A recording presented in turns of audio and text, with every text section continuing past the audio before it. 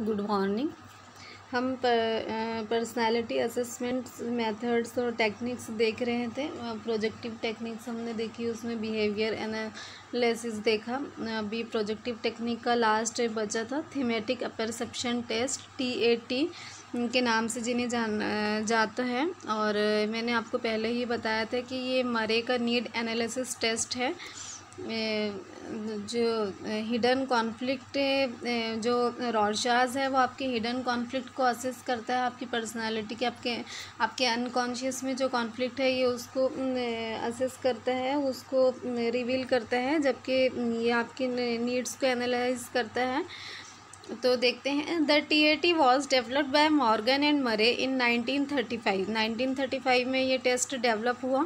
It requires the individual to look at the picture and to interpret it by telling a story. इसमें जो client होता है, जो subject होता है, उसको वो स्टोरी कार्ड्स दिए जाते हैं। 10 ये कार्ड होते हैं।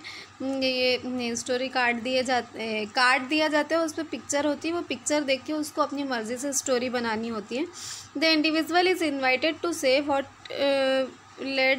what led up to the scene in the picture, why such events occurred, what is currently happening and what the consequences will be। और इसमें इंडिविजुअल को, जो क्लाइंट है, जो सब्जेक्ट है, उसको ये बताना होता है कि ये पिक्चर में कौन सा सीन है, ये इवेंट्स क्यों हुआ होगा और अभी क्या हो रहा है और उसके क्या कंसिक्वेंसेस हैं। तो एक्चुअली जो उसके नीड्स होती है, जो उसकी डिज़ायर्स होती है, वो उसको पोर्ट्रेट करता है कहानी के ज़रिए और साइकोलॉजिस्ट उसको इंटरप्रेट करते हैं। Next one, sentence completion test. Sentence completion test में कुछ अधूरे सेंटेंसेस दिए जाते हैं, उसको कंप्लीट करना होता है और उससे पता लगाया जा सकता है आपकी पर्सनालिटी के बारे में। In this test, an individual is given a series of incomplete partial sentences and he or she is asked to complete them in his or her own words। इसमें मैंने आपको पहले ही बताया कि कुछ इनकम्प्लीट या पार्शियल सेंटेंसेस दिए जाते हैं और उसे उन्हें कंप्लीट करने के लिए कहा जाता है। For example, I feel anxious when लिखा होता है। आई फील एंशियस, मैं बेचैनी महसूस करती हूँ। वैन, आप फिर वो उसके बारे में लिखेगा कि वो किस वक्त बेचैनी महसूस करता है, जब वो लोगों की भीड़ में खड़ा हो, या जब उसको सबके सामने कुछ कहने के लिए कहा जाए, या एग्ज़ाम के वक्त में, या फिर किसी भी सिचुएशन में लाइफ की। तो उसके हिसाब से इसका इंटरप्रिटेशन किया जाता है, जो क्लाइंट के रिस्पॉन्स आते हैं। इसमें एक एक्टिविटी एग्जांपल दी हुई है। I feel afraid of when something goes wrong, when someone troubles me, जब कोई मुझे परेशान करता है तो मैं क्या करती हूँ। For me my college is, मेरा कॉलेज मेरे लिए क्या है। आई विश, तो ये ये ऐसे इनकम्प्लीट या पार्शियल सेंटेंसेस दिए जाते हैं और उसको कंप्लीट करना होता है। तो हमारा ये लेसन यहाँ पे कंप्लीट हुआ पर्सनालिटी का, जिसमें हमने पर्सनालिटी की थ्योरी देखी, पर्सनालिटी के स्टडी पर्सपेक्टिव देखे और असेसमेंट टेक्निक्स और मेथड्स देखे। समरी, एक शॉर्ट रिवीजन हम लेते हैं। Personality is the dynamic organization within the individual of those psychophysical systems that determines his her unique adjustment to the environment। मैंने आपको बताया था कि पर्सनालिटी में इम्पॉर्टेंट चीज़ है, जो आप उसको अंडरलाइन करके रखिए, साइकोफिज़िकल। आपके साइको यानी आपके बिहेवियरल और आपके फिज़िकल, वो दोनों ट्रेड्स मिलकर आपकी पर्सनालिटी को डिफ़ाइन करते हैं, आपकी पर्सनालिटी को डिटरमाइन करते हैं।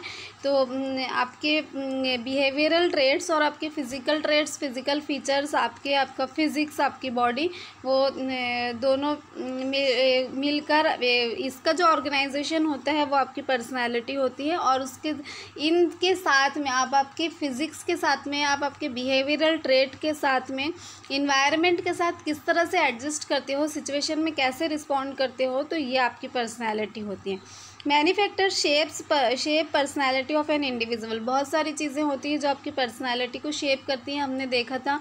उसमें जेनेटिक फैक्टर भी होते हैं, उसमें एनवायरनमेंट भी होता है, उसमें कल्चर भी होता है, उसमें एजुकेशन भी होती है। वो सारी चीज़ें मिलकर, उसमें आपका पीयर ग्रुप भी होता है। ये सारी चीज़ें मिलकर आपकी पर्सनैलिटी को शेप करते हैं।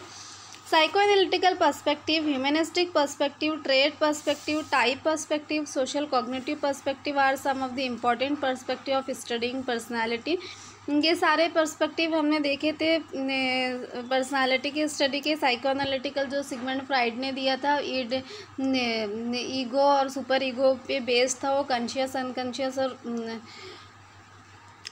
जिसमें था सबकॉन्शियस वाला। ह्यूमनिस्टिक पर्सपेक्टिव, ये मैस्लो की जो थ्योरी थी उसमें सबसे पहले आपका फिज़िकल नीड, फिर उसके बाद में सेफ्टी, फिर उसके बाद में आपका लव एंड बिलोंगिंगनेस, ये और इसमें इन्होंने ये बताया था कि जो साइको एनालिटिकल पर्सपेक्टिव था वो बेस्ड ऑन पास्ट था, कि जो पास्ट इवेंट्स होते हैं वो आपकी पर्सनालिटी को शेप करते हैं, जबकि ह्यूमनिस्टिक पर्सपेक्टिव में कुछ भी आपकी लाइफ में कुछ भी बुरा नहीं, मतलब कोई पर्सनालिटी में कोई बुरा फैक्टर नहीं होता है। और बहुत ही इम्पॉर्टेंट ये कि ये बेस्ड ऑन प्रेजेंट होता है, अभी जिस तरह से हो रहा है, जो अभी चीज़ें चल रही है उसके हिसाब से आप खुद को ढालते हो और उसके हिसाब से आप आगे लर्न करते हो।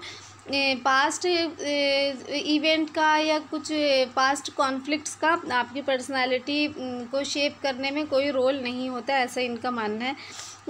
टाइप पर्सपेक्टिव और ट्रेट पर्सपेक्टिव हमने देखा था। गॉर्डन अल्पोर्ट की ट्रेट पर्सपेक्टिव जो इन्होंने सेंट्रल ट्रेट और कार्डिनल ट्रेट दिए थे, कि कार्डिनल ट्रेट जो एक ऐसा ट्रेट जो आपकी पूरी पर्सनैलिटी में डोमिनेटिंग होता है, जैसे महात्मा गांधी में ट्रूथफुलनेस हो गया, और सेंट्रल ट्रेट जो और कुछ ऐसे 5-10 आपकी पर्सनैलिटी में फीचर्स होते हैं, जैसे ऑनेस्टी हो गया, इजी गोइंग वगैरह हो गया, तो ये आपके सेंट्रल ट्रेट होते हैं। फिर उसके बाद में टाइप पर्सपेक्टिव, टाइप मैंने आपको बताया था कि ट्रेट्स इंडिविजुअल्स होते हैं और जो टाइप होते हैं बेस्ड ऑन क्वालिटी, और इसमें हमने देखा था इंट्रोवर्ट और एक्सोवर्ट टाइप ऑफ पर्सनालिटी, फिर सोशल कॉग्निटिव पर्सनालिटी, ये सारे इसके पर्सपेक्टिव थे।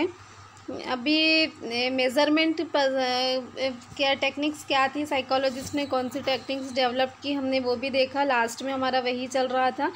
Psychologists have developed various techniques of measurement of personality. These techniques include behavioral analysis, self-report techniques and projective method.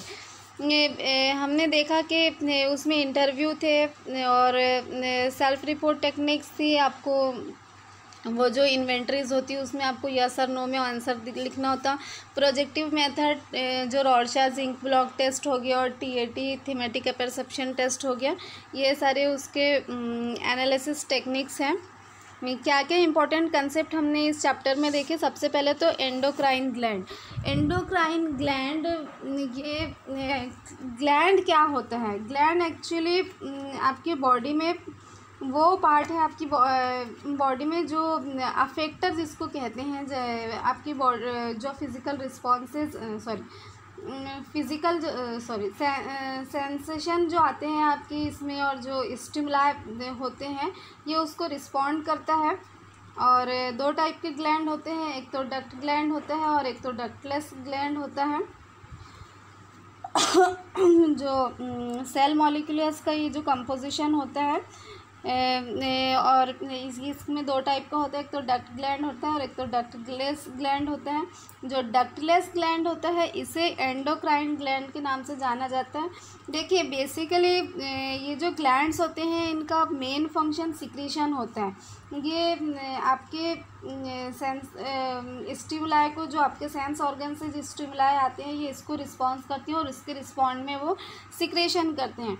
तो जो डक्ट ग्लैंड्स होते हैं उसके लिए कोई एक्सटर्नल डक्ट की या ट्यूब की ज़रूरत होती है, जैसे हमारे टीयर ग्लैंड्स हो गए, स्वेट ग्लैंड्स हो गए। और जो डक्टलेस ग्लैंड होते हैं वो डायरेक्टली सिक्रेशन करते हैं, इसी को एंडोक्राइन ग्लैंड कहा जाता है। और ये इनका मेन फंक्शन, ये जो हम बोलते हैं ना कि डायरेक्टली सिक्रेशन करें, तो एक्चुअली ये जो केमिकल सिक्रेट करते हैं इसको हम हार्मोन्स के नाम से जानते हैं। मुख्तलिफ़ हार्मोन्स का सिक्रेशन हमारी बॉडी पर मुख्तलिफ़ तरह से असर डालता है और बिहेवियरल चेंजेस हमें देखने के लिए मिलते हैं। टाइप अप्रोच मैंने अभी अपने देखा, जो पर्सनालिटी के टाइप होते हैं जैसे इंट्रोवर्ट और एक्सट्रोवर्ट वाला हो गया। ट्रेट अप्रोच भी गॉर्डन अल्पोर्ट ने ट्रेट अप्रोच की थ्योरी दी थी, जिसमें उन्होंने 3 टाइप के अप्रोच बताए। कार्डिनल ट्रेट, सेंट्रल ट्रेट और सेकेंडरी ट्रेट। कार्डिनल ट्रेट जो आपकी पूरी पर्सनैलिटी में डोमिनेटिंग होता है, जैसे मदर टेरेसा की ह्यूमैनिटेरिज्म वाली क्वालिटी हो गई, और गांधी जी की ट्रूथफुलनेस की क्वालिटी हो गई। और जो आपके सेंट्रल ट्रेट होते हैं वो कुछ 5-6 खूबियाँ इंसान के अंदर होती है। वो बहुत ऑनेस्ट है, वो बहुत लॉयल है, वो बहुत ओबीडियंट है। तो ये उसके सेंट्रल ट्रेट हो गए। 5 से 10 ट्रेट ये किसी भी इंसान में होते हैं। और सेकेंडरी ट्रेट पर कभी कभी देखने के लिए मिलते हैं, ये हमेशा नहीं दिखाई देते।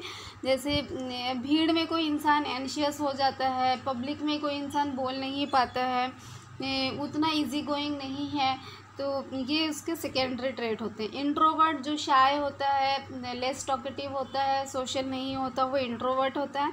जो एक्सट्रोवर्ट होते हैं वो कॉन्फिडेंट होते हैं, सोशेबल होते हैं, टॉकेटिव होते हैं, इनके सोशल स्किल्स काफ़ी अच्छे होते हैं, रिलेशन को मेंटेन करना जानते हैं, एक्सट्रोवर्ट होते हैं। कॉन्शियसनेस में हमने देखा था कि इंसान में मतलब चीज़ों को वो सही तरीके से समझ पाना, उसको अकॉर्डिंगली रिप्लाई करना, और न्यूरोटिसिज्म जो आपके निगेटिव इमोशंस होते हैं, निगेटिव फीलिंग्स इंसान के अंदर जो होती है, वो आपके न्यूरोटिसिज्म, जैसे एंगर हो गया, जेलस हो गया, और बताइए निगेटिव इमोशंस, सैडनेस हो गया, और रैश पर्सनालिटी हो गई, या फिर बहुत जो रूड होते हैं वो हो गया। तो इस तरह के जो ट्रेड्स आते हैं ये सारे आपके न्यूरोटिसिज्म में जाते हैं, ये सारे ट्रेड्स आपके न्यूरोटिसिज्म में जाते हैं। इसी तरह से लास्ट वन है हमारा प्रोजेक्टिव मेथड। प्रोजेक्टिव मेथड्स में हमने देखा था कि ये पर्सनालिटी को असेसमेंट करने की एक टेक्निक है, जिसमें सब्जेक्ट प्रोजेक्ट करता है, ख़ुद की पर्सनालिटी को पोर्ट्रेट करता है थ्रू आउट द पिक्चर्स। वो पिक्चर्स के बारे में कोई कहानी लिखता है, या फिर कोई स्टोरी बताता है। तो ये सारे आपके पर्सनालिटी असेसमेंट के टेक्निक्स हो गए, और ये मेथड्स हो गए। तो ये हमारा ये वाला लेसन कंप्लीट हुआ।